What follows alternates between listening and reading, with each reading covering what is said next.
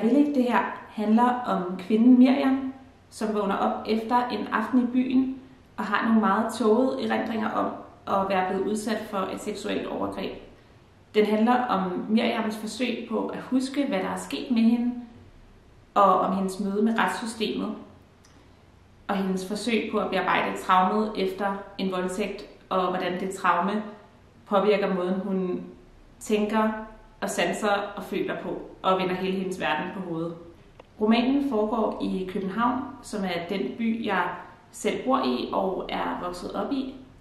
Den foregår i nogle ret lukkede, klaustrofobiske rum i den lejlighed, hvor Miriam bor med sin kæreste og sit barn, på hendes arbejdsplads, på Center for Seksuelle Overgreb på hospitalet, på en politistation.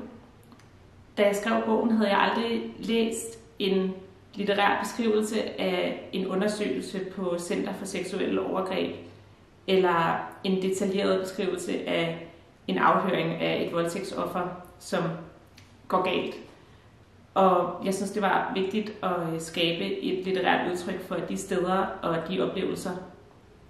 Der står ikke eksplicit i bogen, hvornår den foregår, men jeg synes, det skinner igennem i teksten, at den foregår i årene lige før MeToo-bevægelsen, og før vi har haft hele den her store globale diskussion om, hvad et overgreb er, og hvad der er acceptabel adfærd, og hvad der ikke er. De sidste par år, der har vi fået nuanceret mange af de her faste forestillinger, vi har haft om overgreb og gerningspersoner og ofre.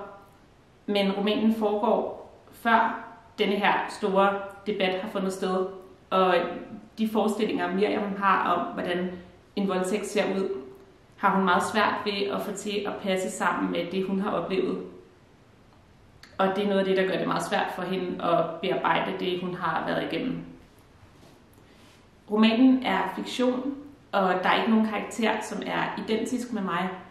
Men Miriam har tanker og følelser og oplevelser, som jeg også selv kan genkende, og som jeg også kender fra mange mennesker, jeg har talt med, mange mennesker, jeg har mødt, venner og voldtægtsofre, jeg har mødt gennem det frivillige arbejde, jeg laver, hvor jeg rådgiver ofre. Og jeg håber, der er mange, som kan genkende sig selv i Miriam.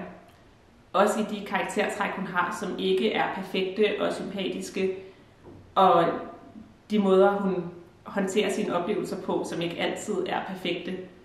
Jeg synes også, det er vigtigt at skildre nogle ofre, som ikke altid gør det rigtige, og ikke altid tager de rigtige beslutninger.